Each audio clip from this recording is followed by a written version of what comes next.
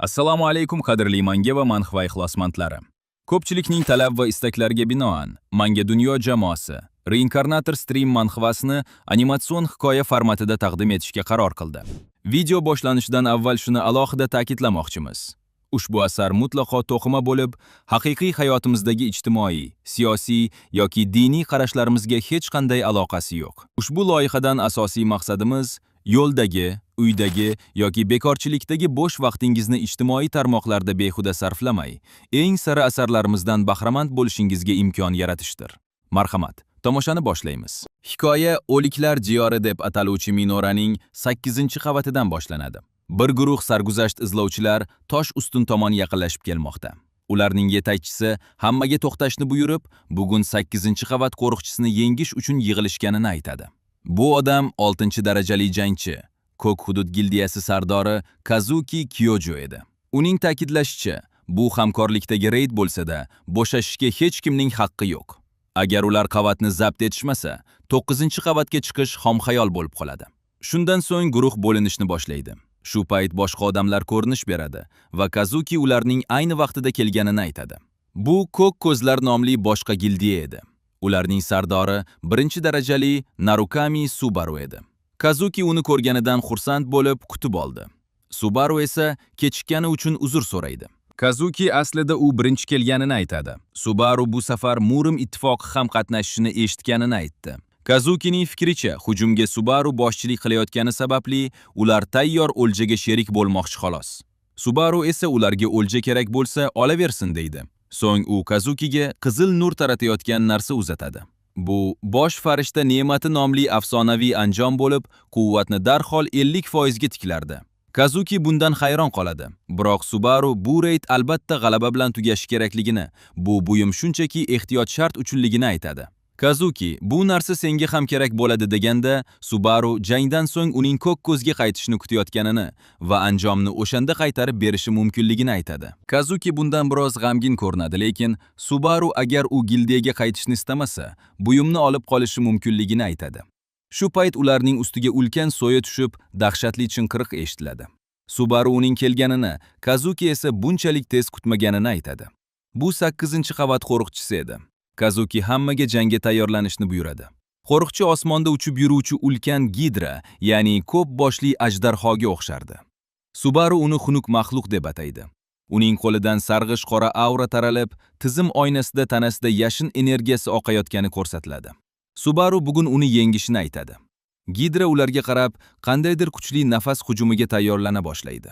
Kazuki hammaga yashirinishni buyuradi, ammo Subaru bunga hojat yo'qligini aytadi. Kazuki maxluq tomonga xotirjam ketayotgan Subarudan nima qilayotganini so'raydi. Hujum to'g'ri ularga kelayotgandi. Subaru qilichini sug'urib, kuchli energiya to'lqinini yo'llaydi. Zarba ajdarho nafasini 2ga bo'lib yuboradi va u guruhning yonidan zararsiz o'tib ketadi. Kazuki uning doim hammani hayratda qoldirishini aytadi. Gildiya a'zolari esa shuncha mashg'ulotlar bekor ketmaganini ta'kidlashadi. Ulardan biri Subarudan bo'yi Kazukiga nima berganini qiziqib so'raydi. U buni keyin bilib olishlarini aytib, ajdarhoni yengish va 8-qavatdan o'tishga hamma tayyormi, deya hayqirib aytadi. Ko'k ko'zlar jangga o'tirganda, Ko'k hudud gildiyasi shunchaki kuzatib turardi. Kazuki o'zini yaqin do'stdek ko'rsatish jonga tekkanidan asabiylashayotgan edi. Shu payt uning odamlaridan biri kelib, jangchilar rejaga muvofiq joylashtirganini xabar qiladi. Kazuki hammasi a'lo ekanini va o'z ishlarini boshlash vaqti kelganini aytadi. Ulardan biri tushundim deya,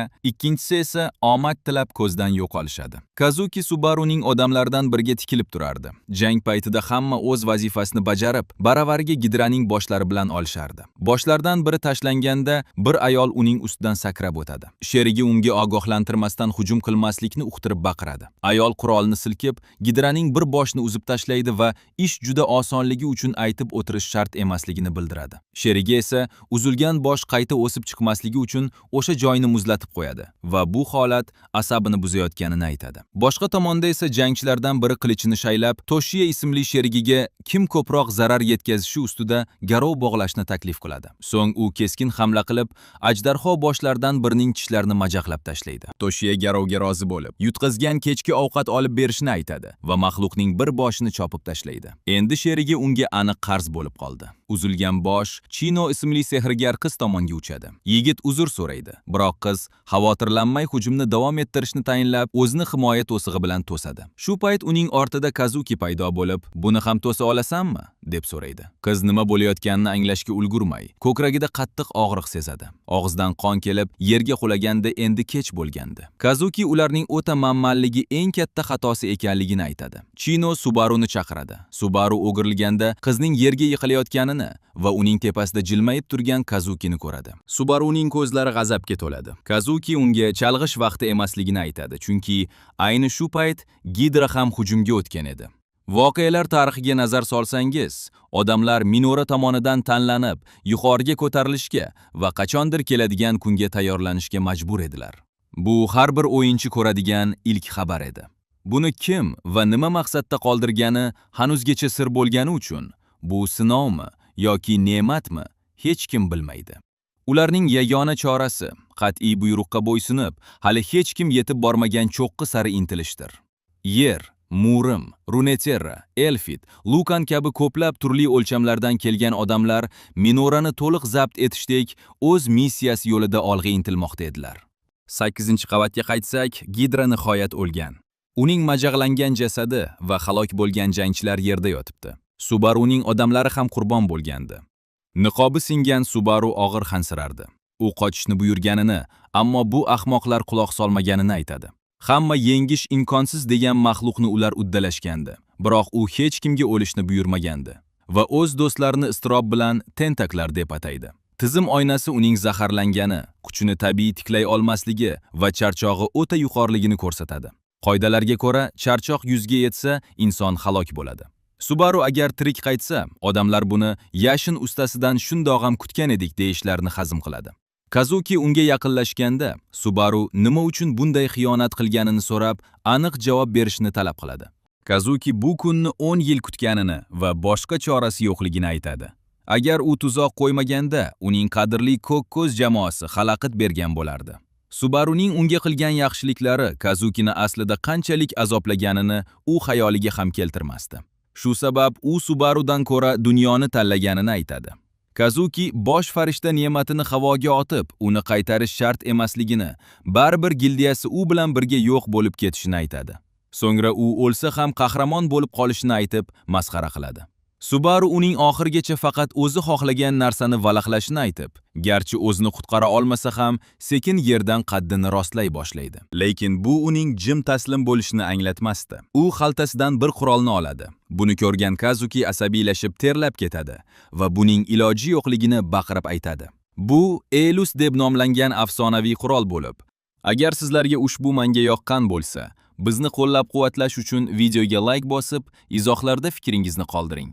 Ha, aytgancha, ushbu manganing yana ham ko'proq qismlarini ko'rishni istasangiz, Telegramdagi VIP kanalimizga qo'shilishingiz mumkin. Buning uchun shunchaki Telegram orqali Manga Dunyo adminga yozing. Nishonni uchirib yuboruvchi bo'ron hosil qilardi. Kazuki qurolda quvvat qolmaganini so'raganda, Subaru buni uning o'zi ko'rishini aytadi. Aslida qurolda 4 ta quvvat qolgandi. Subaruning 4 nafar jamoa a'zosi o'lim yoqasida, arang tirik yotardi. Subaru ularni qutqarib qolish hamma narsaga arziydi deya, qurolni ular tomonga qaratadi va to'rtovini ham havoga uchirib, xavfsiz joyga uloqtiradi. Buni tushunib qolgan Kazuki odamlariga ularni qochirmaslikni va ta'qib qilishni buyuradi. Barcha quvvatini sarflab bo'lgan Subaru qurolni yerga tashlaydi va qurol yo'q bo'lib keta boshlaydi. Subaru jilmayib, hech kim hech qayerga ketmasligini va hammasi shu yerda qolishini aytadi. Tizim oynasi uning charchog'i 95 ga yetgani va qobiliyat muddati cheklangani haqida ogohlantiradi. U chaqmoq hukmdorning tushishi nomli mahoratini ishlatadi. U turgan joyga chaqmoq urib, ulkan zarba to'lqinini hosil qiladi. Kazuki uning naqadar qaysar ekanini aytadi. Subaru o'ziga sanchilgan nayzani sug'urib oladi. Charchog'i esa 96 ga ko'tariladi. U nayzani siltab, ularga munosib vidolashuv hadya eta olmasligini, lekin buni hayoti bilan to'lashga tayyor turishlarini aytadi. Endi uning ruxsatisiz hech kim bu yerni tark eta olmaydi. Boshqa sarguzasht izlovchilar Subaruni yo'q qilish kerakligini anglab, yo hayot, yo mamot deya unga tashlanishadi. Subaru birgina zarba bilan birinchi raqibini yo'q qiladi. U mayda-chuyda jangchilar uni o'ldira olmasligini, asl muammo Kazuki harakatga tushishida ekanini tushunardi. Kazuki hujum qilish uchun yetarli masofada edi. Biroq Subaruning charchog'i 97 ga yetgan. U ortiq vaqt cho'za olmasdi. Shu payt sarguzashtchilardan biri uning ortidan kelib, orqasiga qattiq zarba beradi. Charchoq 98 ga ko'tariladi. Subaru tishini tishiga qo'yib turganda, boshqasi ro'paradan kelib uning ko'kragiga tiq sanchadi. Keyin esa hamma yopirilib kelib, qurollarni unga sanchishadi. Subaru qo'lidagi nayzani tushirib yuborganida, raqiblardan biri aqldan ozgandek kulib, Subaruni o'ldirganini aytib baqiradi. Subaru unga qarab, "Hammasi tugadi deb o'ylayapsanmi?" deya so'raydi. So'ngra o'zidan kuchli elektr quvvati taratib, atrofidagi barcha dushmanlarni bir zumda kulga aylantiradi. Ular yerga qulashganda Subaru ko'kragidagi qilichni sug'urib olib, tiz cho'kadi. Sarguzashtchilar uni haqiqiy maxluq deb atab, nihoyat yiqilganiga ishonishmasdi. Kazuki uning davri bunchalik oson tugayotganidan hayratda edi. Subaruning charchog'i 99 ga yetadi va tizim uning o'lim yoqasida ekanidan ogohlantiradi. Subaru Kazukiga oxir oqibat doim o'zi g'alaba qozonishni hammadan ko'ra u yaxshiroq bilishini aytadi. U bor kuchi bilan baqirib, nayzasini Kazuki tomonga uloqtiradi. Kazuki qo'lidagi bosh farishta ne'matiga qarab, uni Subaruga bermaganida hammasi boshqacha bo'lishini o'ylaydi. Biroq u boshini ko'targanda, to'g'ri yuziga uchib kelayotgan chaqmoqli nayzani ko'radi va bunga ishona olmay qoladi. Subaru esa "Bu biroz ayanchli bo'ldi" deb jon taslim qila boshlaydi. Holatni achinarli deb turganda, boshi qattiq og'riy boshlaydi. Unga yangi xotiralar qo'yilib kelardi. Odamlar bu yigitni doim 20 yil oldin yashagan Subaru Narukami bilan solishtirishgan ekan. U hayratga tushib, uning o'limidan so'ng rostdan ham 20 yil o'tdimikin deb o'ylanib qoladi. U axlat qutisidan amallab chiqib yerga yiqiladi. Shu payt yonida o'yinchi qurilmasini ko'rib qoladi. Undan foydalanib, vaziyatni tushunish niyatida Ko'k ko'z gildiyasi haqida ma'lumot qidiradi. Tarmoqda odamlar Kazukining Ko'k hudud gildiyasini maqtab, Ko'k ko'z vorislarini juda zaif deyishardi. Kazuki esa o'zini Subaruning irodasini davom ettiruvchidek ko'rsatib, uning qahramonona o'limini aslo unutmasligini ta'kidlagandi. Subaru bunga ishonmaydi. U ekranda niqob ortida jilmayib turardi. Subaru ularning aslida dushman emas, o'ta yaqin do'st bo'lishganini eslaydi. Hammasi Kazukining gildiyani tark etish qaroridan boshlangandi. O'shanda Subaru buning sababini so'raganda, Kazuki buni boshqalarga aytib qo'yishni so'raydi. U vaqti kelib sababini tushunishini, yo'llar ayro tushsa ham, u doim Subaruning soyasi bo'lib qolishini aytgandi. Bir necha yil o'tib, Kazuki yana paydo bo'lgandi. Bu safar u doim hazillashib yurishadigan nomni tanlab, Ko'k ko'z gildiyasini tuzgandi. Bu aynan u aytgan soya edi. Eng qizig'i, ular hamon 9-qavatda edilar. Demak, 20 yil ichida ular deyarli hech narsa qilishmagan. Subaru o'ziga atalgan maxsus xotira zali borligini eshitib hayratlanadi va to'g'ri o'sha yerga boradi. U ko'zlariga ishonmasdi. Bino u tasavvur qilganidan ham muhtasham edi. Ichkarida uning niqobi saqlanayotgan va jang qilgan lavhalari tinmay ko'rsatilardi. Uni bunday mangu ulug'lashdan kimga nima foyda ekanligi va buni kim, nima maqsadda qurgani uni qattiq o'ylantiradi. Shu payt ekrandan Kazukining ovozi yangraydi. Ovoz Subaru hammaga yo'lboshchi bo'lganini, u minorada eng uzoqqa borgan qahramon ekanligini va uning xotirasini mangu saqlab qolishlari kerakligini aytayotgandi. Kazuki bu xotira zalini o'z safdoshlari bilan uning sharafiga qurganini ta'kidlaydi. Ekranda Kazukining gologrammasi paydo bo'lib, Subaru va Ko'k ko'z yo'q bo'lsa-da, ularning oliyjanob ruhini faqat Ko'k hudud davom ettirayotganini aytadi. Buni eshitgan Subaruning yuzi g'azabga to'ladi. Subaru buni g'irt safsata deb atab g'azablanadi. Biroq endi u Kazukining umidlarini oqlashga, ya'ni bu soxta tarixni tubdan o'zgartirib, butun dunyoga uning aslida pastkash xoin ekanini isbotlashga qat'iy qaror qiladi. Subaru bu ikkinchi imkoniyatni aslo boy bermasligini o'ylab turganida, kimgadir urilib ketadi. Qarasa yerda bir bolakay yotibdi. U bolani yerdan ko'tarib ahvolini so'raydi, lekin bolaning yuzida o'zining niqobi borligini ko'rib hayratda qoladi. Bolaning ota-onasi ham xavotirlanib yugurib keladi. Subaru ularga shunchaki tasodifan to'qnashib ketishganini aytadi. Biroq ota-onaning ham yuzida aynan uning niqobi taqilgan edi. U ko'zlariga ishonmay, ularni ishqalab ko'radi. Chunki atrofidagi hamma aynan uning niqobini taqib olgandi. U bu yerda nimalar bo'lyapti o'zi deb hayratlanadi.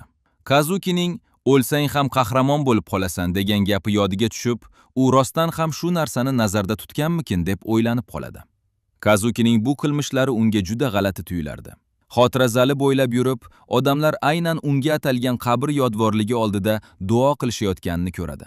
Subaru buni Kazukining gildiya shuhratini o'zlashtirish uchun o'ylab topgan navbatdagi hiylasi deb o'ylayotganda, Qabrni bezab turgan gullar orasida nimanidir porlayotganini payqab qoladi.